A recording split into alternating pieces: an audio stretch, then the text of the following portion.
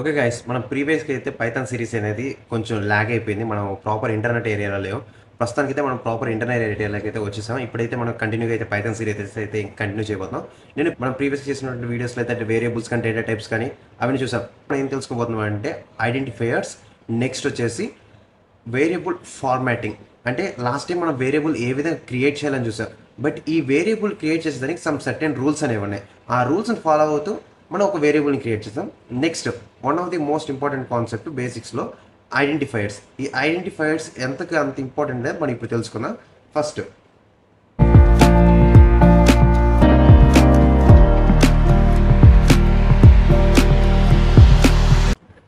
Variable format. Okay చూడండి, ఈ variable ఎలా క్రియేట్ చేయాలో కానీ మీకు తెలియకపోతే మన పైథాన్ ప్లేలిస్ట్ వీడియోలు అయితే ఉంది, వేరియబుల్ క్రియేషన్ అయితే ఒకసారి వెళ్ళి చూడండి.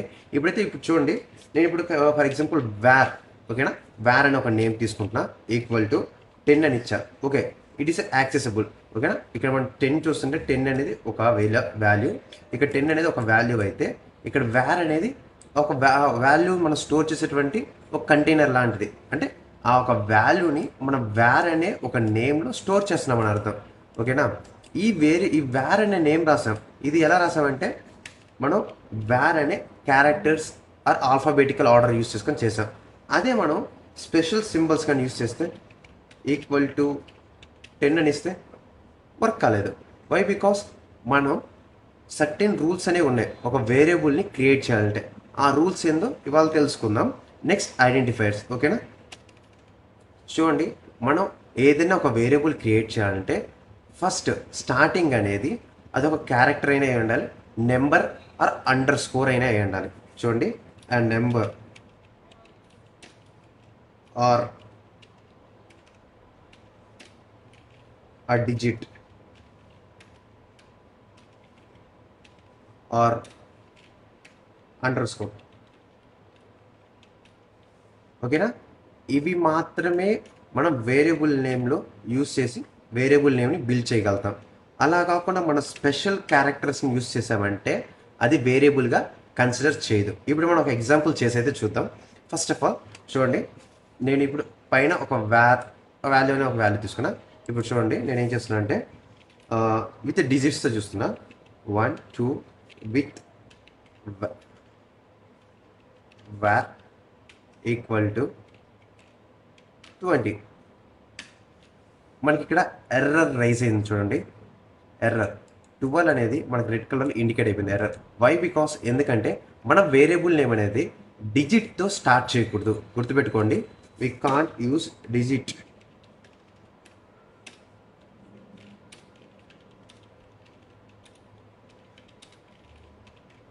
వి can't use variable name,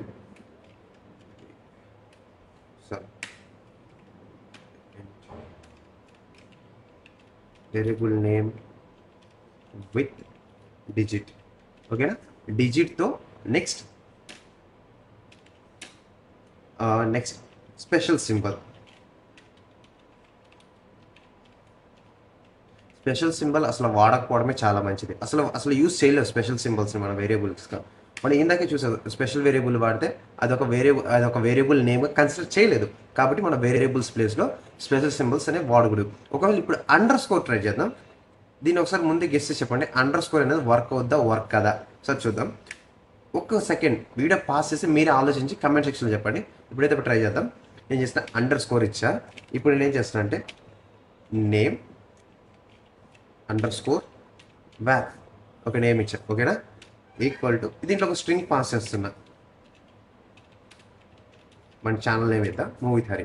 but ఇక్కడ చూడండి, ఇక్కడ నాకు 12 అనే వాల్యూకి 12 ఒక 12 ఆర్ 12. ఓకేనా, ఈ వాల్యూకి నాకు ఏమైందంటే ఎర్రర్ రైస్ అయింది.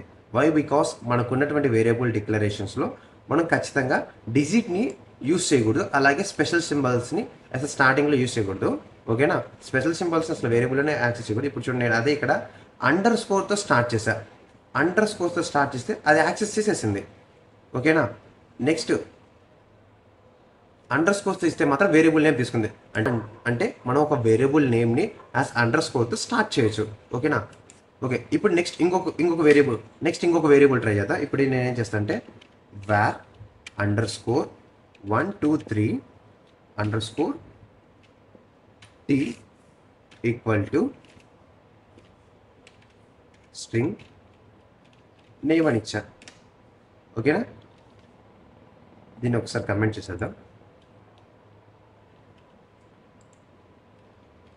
మీరు చూడండి, నేను ఫస్ట్ ఏం చేస్తా, వేర్ యాజ్ క్యారెక్టర్ ఇచ్చా, నెక్స్ట్ అండర్ స్కోర్ ఇచ్చా, నెక్స్ట్ 1 2 3 ఇందాక చూడండి మనం జస్ట్ 12 అనేది స్టార్టింగ్ ఇచ్చామంటే డిజిట్ అది తీసుకోలేదు. బట్ అదే మనం characters and under score next digits మొత్తం కంబైన్ చేసి చేసాం.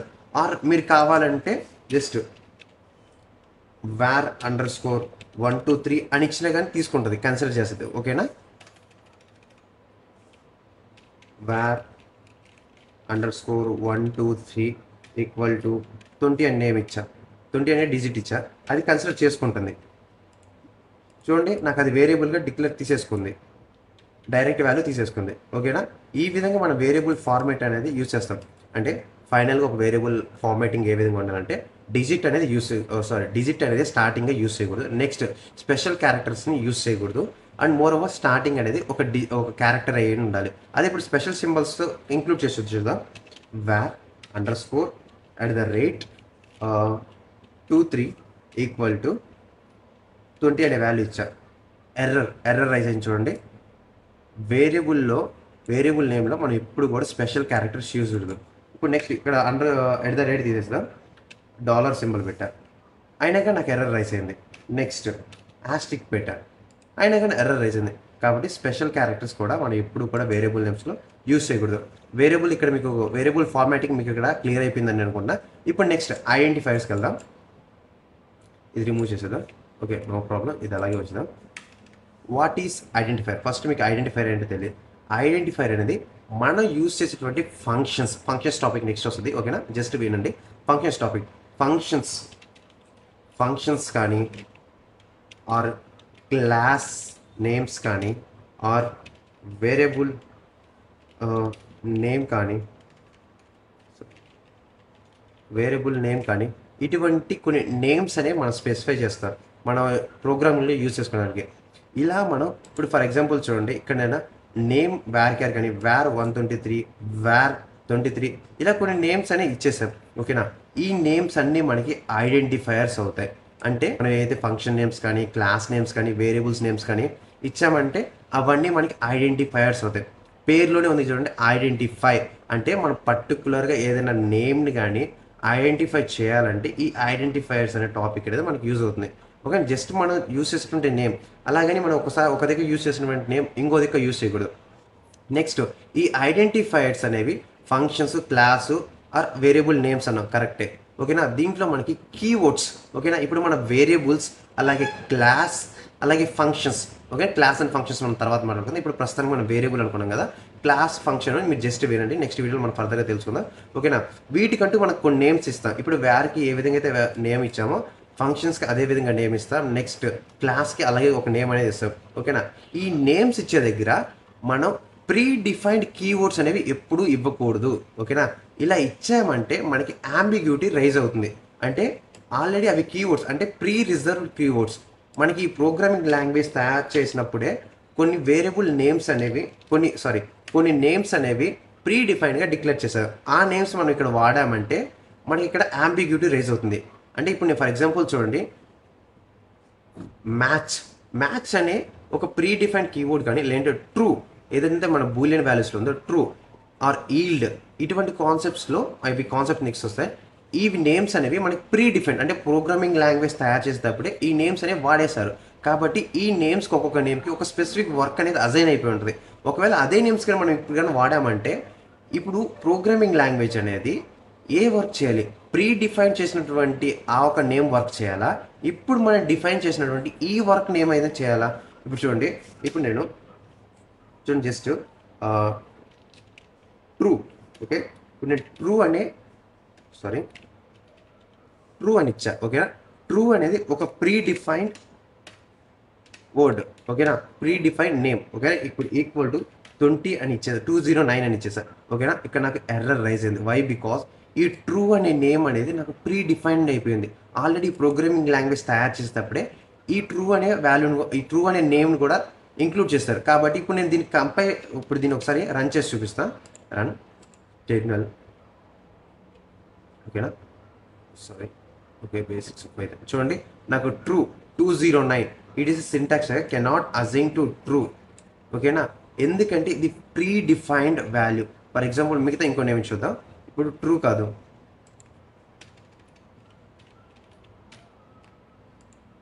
Match, sorry, not for the match. Okay, yield అని ఇది కూడా ఒక ప్రీ డిఫైన్ కీవర్డ్. ఓకేనా, నేను ఓకేనా చూడండి, ఈల్డ్ ఇచ్చినా కానీ తీసుకోలేదు. Yield it's not consider, yield expressions are not possible. అంటే ఈ ఈల్డ్కి ఈ ట్రూకి మనకి ప్రోగ్రామింగ్ తయారు చేసేటప్పుడే దీనికి ఒక వర్క్ అనేది చెప్పేశారు. కాబట్టి ఇవి ఆ వర్క్ మాత్రమే చేయగలుగుతాయి. ఇప్పుడు మనం సపరేట్గా మన క్లాస్కి ఫంక్షన్స్కి వీటికి అయినా ఈ నేమ్స్ కానీ యూజ్ చేసామంటే అవి వర్క్ చేయలేవు. అంటే ఏ విధంగా అంటే మనం ప్రోగ్రామింగ్ లాంగ్వేజ్ తయారు చేసినప్పుడే దానికి ఒక వర్క్ అసైన్ చేస్తారు. ఇప్పుడు అది ఆ వర్క్ చేయాలా, లేదంటే మనం ఇచ్చిన ఈ 209 వాల్యూని దాంట్లో స్టోర్ చేసుకోవాలా. కాబట్టి రెండింటి మధ్య అంబిగ్యూటీ అంటే కన్ఫ్యూజన్ అనేది ఏర్పడుతుంది. అటువంటి కన్ఫ్యూజన్ రాకుండా మనం ఏం చేయాలంటే ప్రీ డిఫైన్డ్ కీవర్డ్స్ ఏవైతే ఉన్నాయో ఆ కీవర్డ్స్ని మనం as a class name, function name, ఇటువంటి వాటికి వేరియబుల్ నేమ్స్గా మనం వాడకూడదు. ఆ కీవర్డ్స్ ఏంటి ఇప్పుడు మనం చూద్దాం. నేను దీనికోసం ఏం చేస్తాను, ఫస్ట్ దీన్ని క్లియర్ చేస్తున్నాను, కమెంట్ చేస్తున్నాను.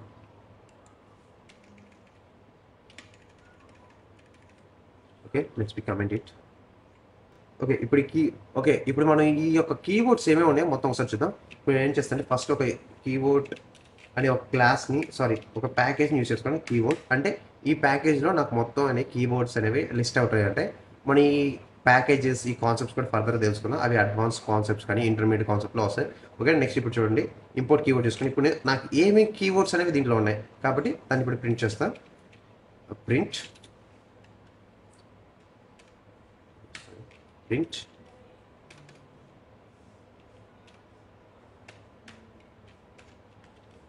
keyword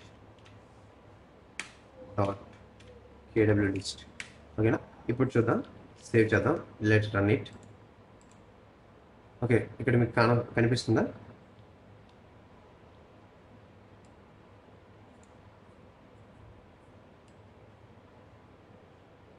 ఇక్కడ చూడండి, ఇక్కడ ఫాల్స్, నన్, ట్రూ, అసెట్, అవైట్, ఇలా ఈల్డ్, ల్యాండా, ఈ ఫంక్షన్స్ ప్రతి ఒక్కటి మనకి కనిపిస్తుంది. ప్రతి ఒక్కటి మనకి ప్రీ డిఫైన్డ్ కీవర్డ్స్. ఓకేనా, ప్రీ డిఫైన్డ్ కీవర్డ్స్. ఈ వర్డ్స్ని మనం ఫంక్షన్స్ నేమ్స్గా, వేరియబుల్స్ నేమ్స్గా, క్లాస్ నేమ్స్గా వాడకూడదు.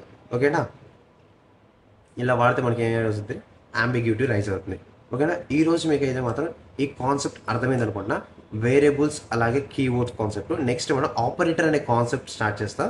ఆపరేటర్ అనే కాన్సెప్ట్స్లో మనం arithmetic operator, comparison operator, logical operators, membership operators, ఇంకా సమ్ అదర్ ఆపరేటర్స్ కూడా ఉన్నాయి. వాటిని కూడా మనం మొత్తం తెలుసుకుందాం. అయితే మాత్రం దట్స్ ఇట్ ఫర్ టుడే. ప్రీవియస్గా చేసినటువంటి పైథాన్ సిరీస్ అయితే ఒకసారి చూడండి.